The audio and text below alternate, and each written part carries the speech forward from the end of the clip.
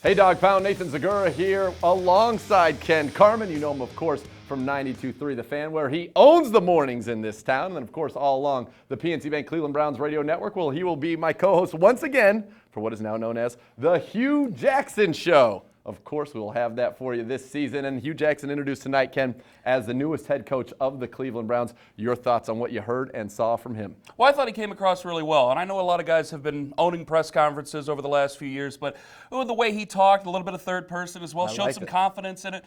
But really, there was a way about how he went about his business. This is a guy who's been a head coach once before already, kind of knows the way this system goes. And with where he comes from before, Oakland has gone through their trouble.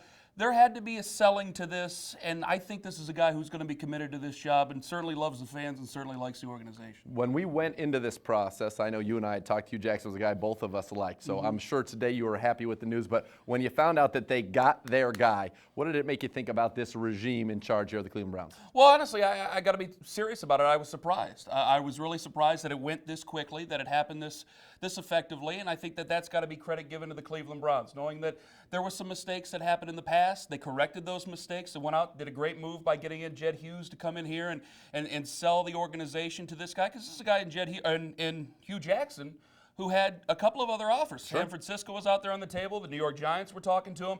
So there had to be a selling of what's going to happen here, corrected mistakes from the past, and how this organization is going to move on into the future, because this is a guy who's putting his entire reputation at stake, and I think the Browns got the right man. I think they did too. A tremendous leader. Everybody we've talked to has said that. But what I really thought stood out today were three words: alignment. They were comfortable, and they were going to be collaborative. He said it's about the people, and he felt so good with Jimmy and Dee Haslam, Sashi Brown, and Paul DePodesta that he felt like this is where he had to be. Well, that's been one of the main things, is that you've brought football people in before, and that was one of the criticisms. Well, gosh, there's so much math going on in the building.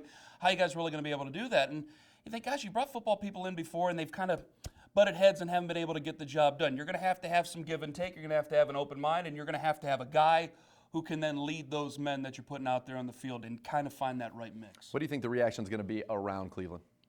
Right now, a lot of hope for the fans, for the football team. I think for the players, you're seeing a lot of players go out and tweet about what this football team could be. A lot of his former players talking about what this team could be. So I think a lot of people are hopeful moving forward that the right decisions will be made with the roster. It might be a bit of a process, as you mentioned earlier tonight, but the right decisions to be made, and then the right decisions on the field, and then the right emotional ones as well, especially taking on it with a guy that is from the AFC North who knows that every single one of these games is a bitter rivalry. Absolutely. And you know what? There's still work to be done. You've got to assemble the staff. Hugh Jackson talked about getting to do that with great coaches. He's looking forward to that. And the team still needs to find its top personnel person, as Sashi Brown called him tonight. And that process will begin in earnest immediately now that the head coach is in place. So it is the dawn of a new era for the Browns. We're certainly excited. Ken and I will be talking about it all season long along the PNC Bank Cleveland Browns radio network. So for Ken Carman, I am Nathan Zegura saying thank you for tuning in here on ClevelandBrowns.com and the Browns mobile app. And don't forget, exclusive interview with Hugh Jackson will be available tonight right here on ClevelandBrowns.com.